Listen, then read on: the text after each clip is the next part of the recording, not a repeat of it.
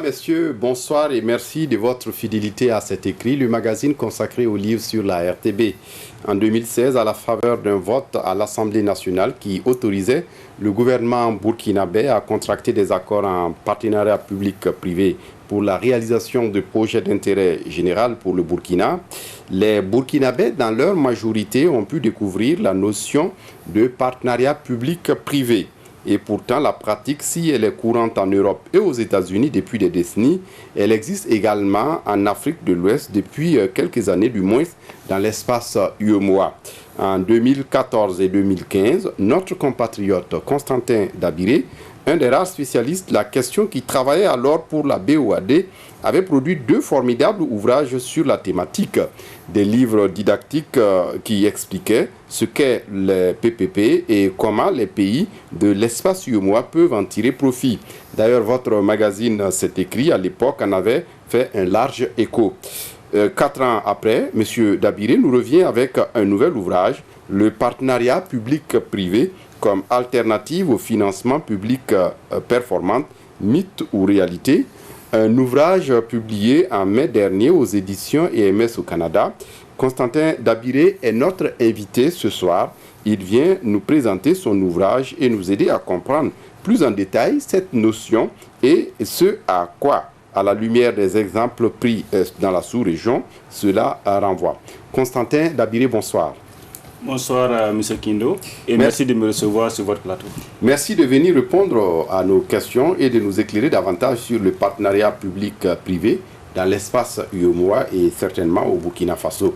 Donc, dans une première partie, nous nous contenterons de revenir sur la mise en œuvre des partenariats publics-privés au sein de l'espace UEMOA avant de dresser le bilan de la mise en œuvre de l'initiative partenariat public-privé à partir de 1999, date à laquelle l'espace UEMOA a décidé de s'engager résolument dans ce processus. Et donc, il s'agira de voir ce qu'est les PPP ou ce que les PPP ne sont pas. Et dans le financement des projets au point de faire courir les États africains qui s'y sont réfugiés pour le financement de leur développement. Ensuite, dans une seconde partie, nous reviendrons sur un bilan détaillé des projets PPP. Vous avez enquêté sur près d'une trentaine de projets dans la sous-région, des projets qui ont connu des fortunes diverses. Et dans cette émission, vous voudriez bien nous livrer votre point de vue. Et donc, première question, Constantin Dabiré, quand on parle de PPP, c'est quoi en français facile? Merci beaucoup, M. Kindo. Qu'est-ce que le PPP en français facile? Je dirais que cette notion qui, à l'origine, semblait très complexe, commence à être très bien maîtrisée de nos jours. Et quand on parle de partenariat public-privé, il faut voir surtout une association contractuelle, donc qui a un fondement juridique, entre un État, des démembrements étatiques et une partie privée, une entreprise ou des entreprises privées, pour une association en vue, je pense qu'on en avait déjà parlé, de réaliser des infrastructures. Mais il ne suffit pas seulement de réaliser ces infrastructures, il faut d'abord les concevoir. Il faut les financer, il faut les réaliser, mais surtout, il faut les exploiter, assurer leur maintenance. Et la nouveauté que nous remettons en relief dans cet ouvrage, au-delà de la question d'exploitation, de maintien de ces infrastructures, il faut dire qu'elles sont mises en œuvre en vue de satisfaire des besoins d'usagers. Qui sont ces usagers? Ce sont des populations, ce sont des personnes comme vous et moi, qui ont des besoins. Et cet aspect est assez intéressant. Et au-delà de la satisfaction de ces besoins, aujourd'hui, quand on parle de partenariat public-privé, il faut également évaluer l'impact de ces partenariats-là sur la qualité de vie des populations, sur la qualité de vie des ménages, et surtout se demander s'il fallait effectivement réaliser ces projets en partenariat public-privé. Donc, ces fondements, c'est d'abord l'intérêt général et l'intérêt public. Tout à fait. L'intérêt général, l'intérêt public, puisque vous avez des fonds publics qui, le plus souvent, d'une façon ou d'une autre, sont investis dans le cadre de ces partenariats publics-privés. Ce qui veut dire que ces partenariats publics-privés doivent s'inscrire dans le cadre d'une politique générale de la puissance publique. Ça, c'est important. Il faut que ce soit vraiment en cohérence avec cette politique générale de la puissance publique en vue justement de pouvoir faire face à des besoins des populations en vue de réaliser donc des infrastructures. Et justement, revenons sur la notion d'infrastructure. Aujourd'hui, quand on parle d'infrastructure, vous avez toute une typologie en fait. Vous avez soit une appréciation de l'infrastructure par rapport au caractère économique. Nous avons donc des infrastructures économiques, c'est-à-dire qui vont générer une certaine rentabilité. Nous avons des infrastructures sociales, par exemple, dans le domaine de l'éducation. Quand vous faites une infrastructure dans le domaine de la santé, là, vous n'avez pas de rentabilité économique, financière, mais vous avez une rentabilité un peu diffuse. Mais dans ce domaine, on peut faire des partenariats. Vous avez également, dans une autre typologie, des infrastructures qui sont tangibles, qu'on peut toucher, un pont, une route, comme la voie de contournement, par exemple, autour de Ouagadougou. Tout à fait. Et maintenant, vous avez aussi des infrastructures intangibles, des prestations de services. Par rapport aussi au mode de rémunération, on peut dissocier des PPP sous forme de paiement public, c'est-à-dire de loyer que la partie publique paye aux partenaires privés, tout comme on peut se retrouver dans le cas de PPP où l'usager paye le service qu'il reçoit.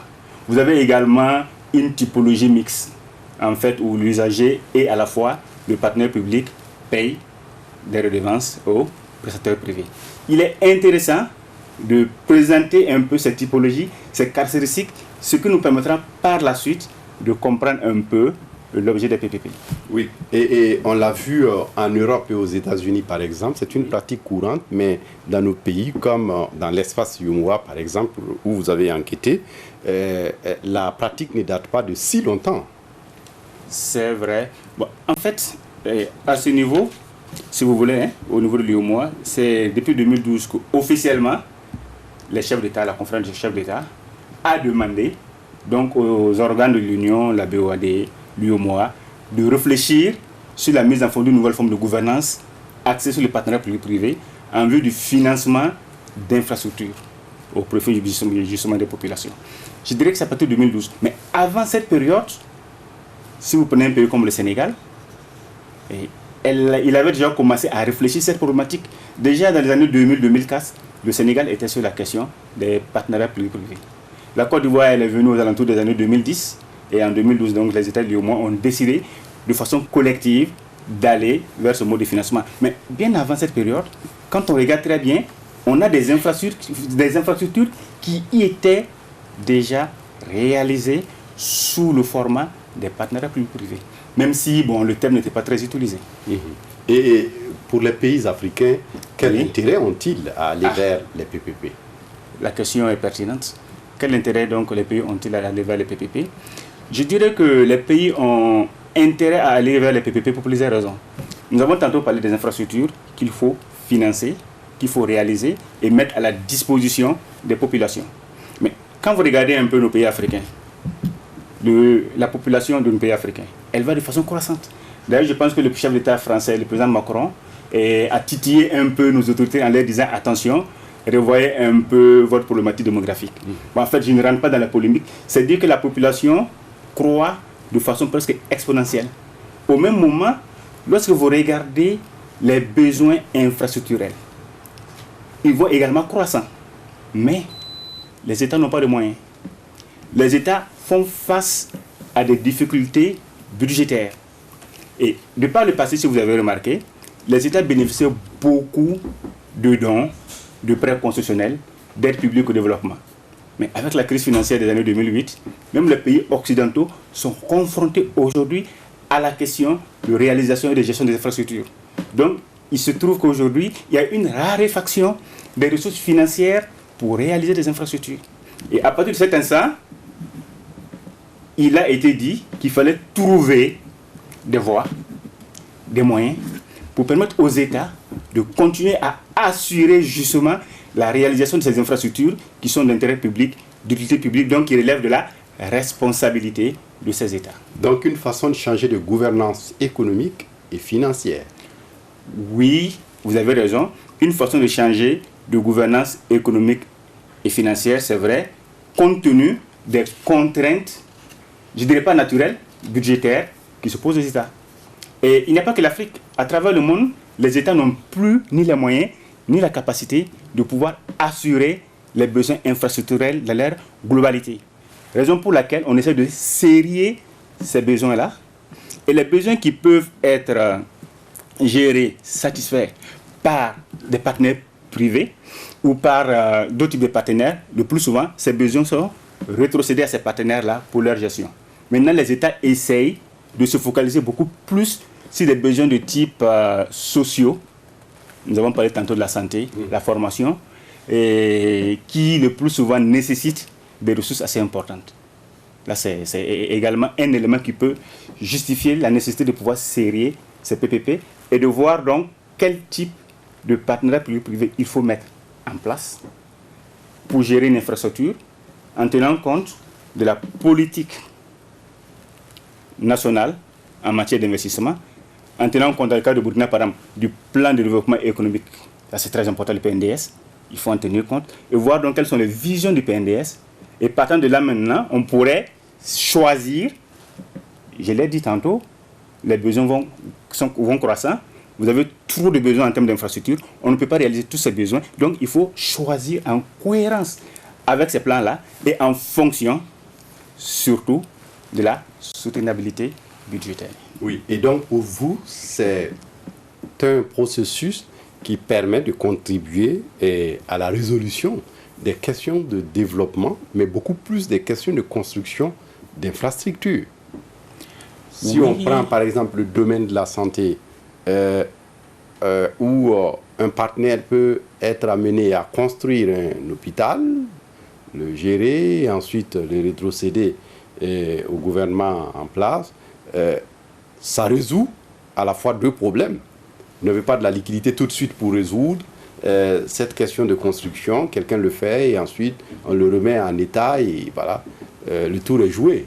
On ne fait pas un PPP parce que l'État est à la recherche d'une ressource financière. Attention, attention.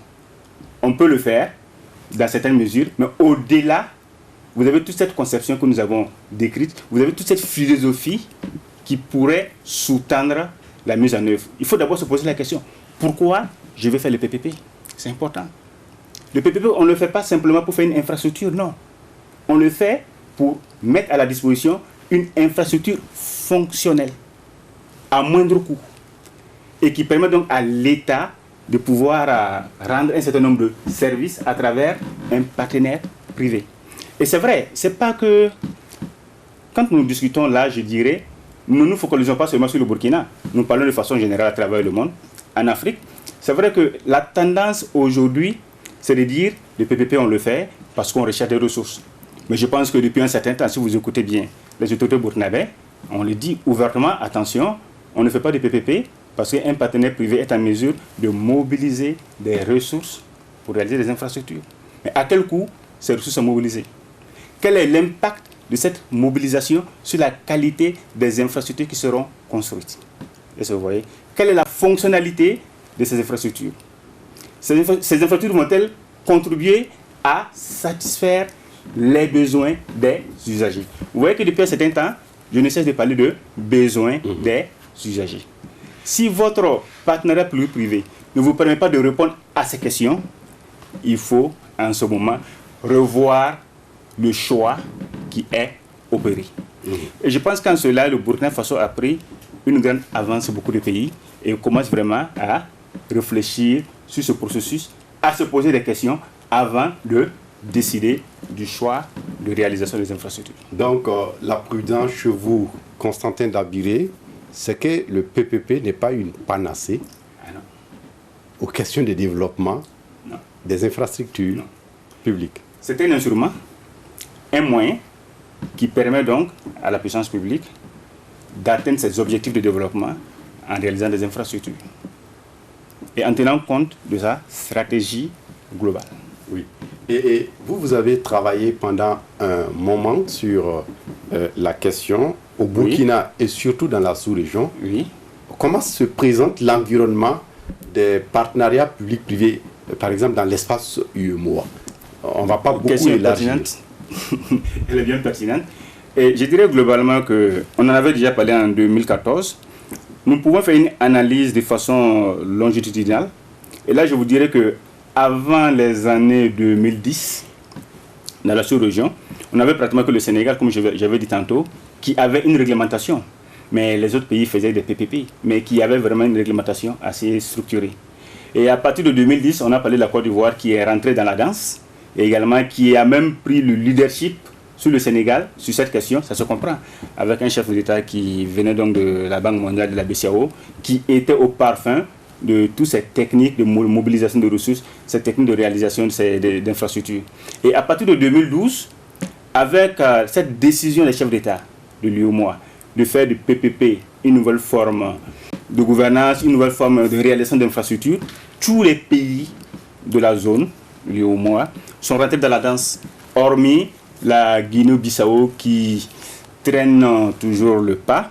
Et aujourd'hui, vous pourrez constater que dans chaque pays, vous avez un cadre réglementaire, vous avez un cadre institutionnel qui définit un peu les modalités de réalisation des PPP dans tous les pays. Et à l'échelle régionale, depuis 2012, vous avez une réflexion en cours en vue de la construction d'une initiative régionale, PPP, laquelle initiative devrait refléter, je dis bien refléter, les besoins, les réalités des pays pris individuellement.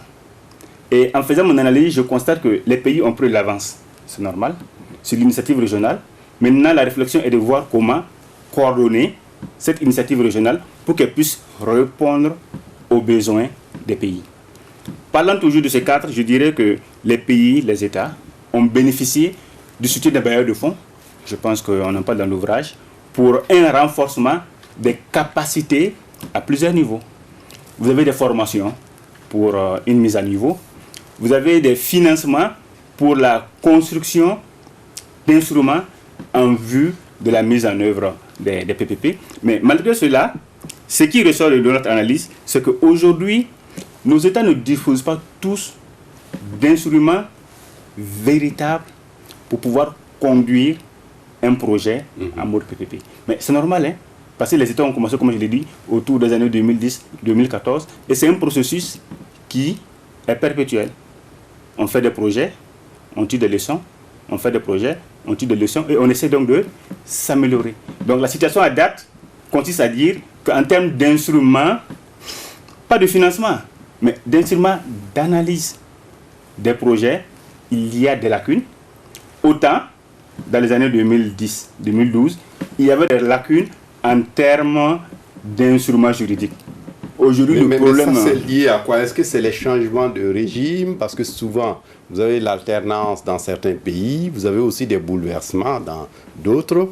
Est-ce que la situation politique y est pour quelque chose?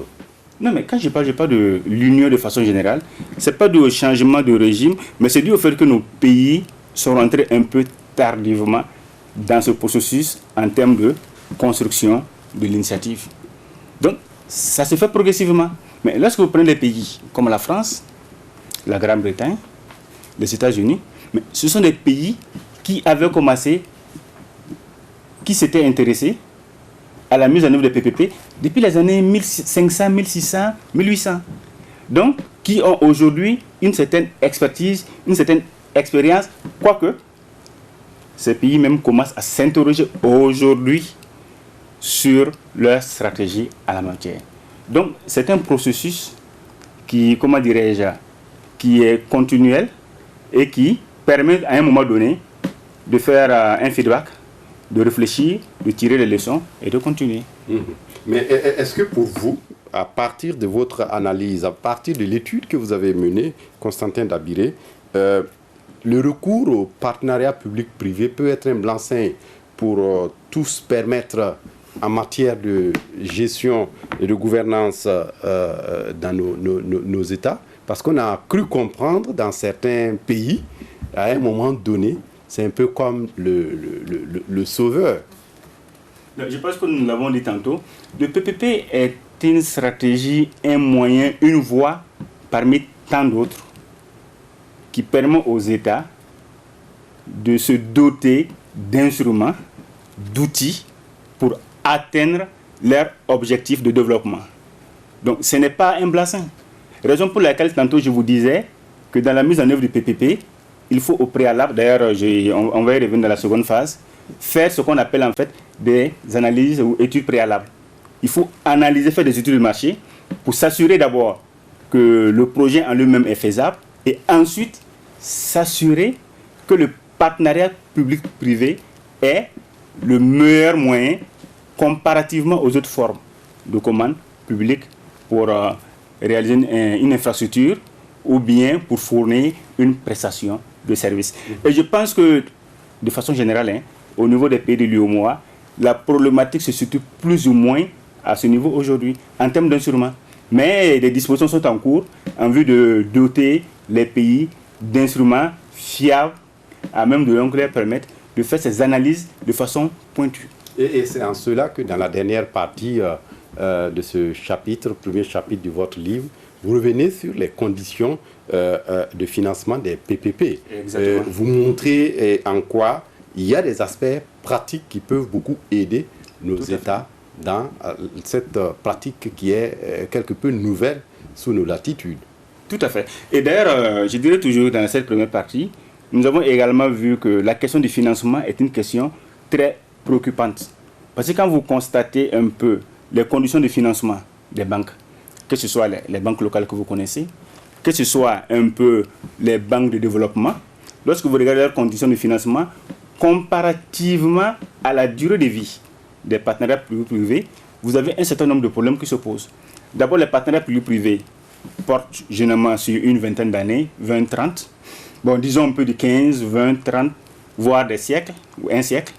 Et les financements qui sont mobilisés le plus souvent portent sur des maturités, surtout dans notre zone, de moins de 10 ans, 10, 15. Donc ça pose déjà un problème en termes de maturité des financements. Ensuite, vous avez des questions de taux d'intérêt qui se posent. Lorsque nous voyons un peu les taux d'intérêt qui sont pratiqués, aux alentours de 6, 7, 8 et en allant, pour des infrastructures de très long terme, nous pensons que ces taux sont un peu élevés comparativement à ce qui se fait dans le reste du monde. Vous avez également la question même de l'adéquation des ressources financières qui sont mobilisées pour mettre en œuvre les PPP. Lorsque vous regardez un peu en Europe, aux États-Unis, vous verrez qu'à l'origine, c'est-à-dire depuis la phase de conception des études, vous avez par exemple des fonds souverains, des fonds pour les générations futures qui interviennent, qui accompagnent les porteurs de projets, qui sont investisseurs dans la mise en œuvre des projets. Ces fonds, généralement, ils viennent pour faire des placements durables, pas dans une logique de rentabilité immédiate. Après, vous avez des banques d'infrastructures, un peu le modèle type CDC, qui interviennent également pour accompagner les porteurs de projets. Les fonds d'investissement interviennent au 3e, 4e niveau. Les banques interviennent pour, en quelque sorte, suppléer le gap de financement, par exemple. Voilà comment se fait le montage des partenariats publics-privés en termes de montage financier. Mais lorsque nous regardons dans notre zone, nous avons rarement ces fonds spécifiques. Le Burkina vient de se doter d'une caisse oui, bon, de dépôt de consignation. C'est vrai, pour l'avenir. Oui. Mais aujourd'hui, par rapport aux projets qui sont mis en œuvre, la problématique est posée. Même en Côte d'Ivoire, la problématique est posée. Donc, c'est dire qu'aujourd'hui, également, cette question du financement, elle mérite une réflexion approfondie pour trouver des instruments adéquats, susceptibles donc d'aider au financement des partenariats publics-privés. Les banquiers vous diront aujourd'hui, c'est vrai, ils peuvent financer, mais ces financements ne sont pas adaptés. Les hommes d'affaires, les investisseurs privés vous diront, ils ont quelquefois des problèmes de mobilisation de financement compétitif, comparativement à ce qui se fait dans le reste du monde. Donc, c'est des éléments que nous avons mis en exergue pour dire que, certes, beaucoup d'efforts ont été faits, certes, les PPP présentent des perspectives futures, mais il faut approfondir la réflexion sur certains aspects. Nous avons vu les cas un peu de contrat, nous avons vu même la démarche, là nous avons la question du financement, et même, en allant très loin, le marché financier régional que nous avions aujourd'hui à Abidjan, la bourse, elle ne finance pas les PPP. Ça se comprend, ça se comprend. Mais ailleurs, le marché financier contribue à mettre en œuvre des projets parce que les investisseurs y vont pour lever des fonds et venir financer. Nous ne le faisons pas. Donc vous voyez déjà que vous avez un certain nombre de thématiques qui méritent réflexion pour assurer la pérennité de notre initiative au niveau régional. Et vous terminez par le débat sur l'origine publique-privée des sources de financement. Exactement. C'est un éternel débat. Exactement. C'est ce que je disais tantôt. Où trouver les fonds, à quelle maturité, à quelles conditions pour réaliser des projets. Et c'est en cela justement que je fais le constat que depuis un certain temps, au Burkina, en Côte d'Ivoire, au Sénégal, au Niger, vous avez des caisses de dépôt et de consignation qui sont créées, mises en œuvre et qui pourront donc à terme contribuer ou pallier un tant soit peu ce financement des projets. Et surtout, ce sont des caisses qui auront des ressources adéquates, de longue durée, des ressources sûres et sans doute à des conditions compétitives. Donc ils pourront accompagner justement cette initiative qui est en cours de construction dans notre zone. Donc on aura compris dans cette première partie, Constantin Dabiré, ce qu'est le PPP et peut-être ce qui n'est pas sous nos latitudes, où certains ont dû penser à un moment donné que l'État a de la liquidité, qu'il met à la disposition des investisseurs, et ensuite, ou encore l'État qui n'a pas de la liquidité pour investir dans certaines infrastructures, a recours à des investisseurs qui le font et qui les payent par la suite. Donc, ces éclairages nous permettent de pouvoir comprendre tout cela. On va s'arrêter là pour cette première partie. Merci d'être venu et à la semaine prochaine.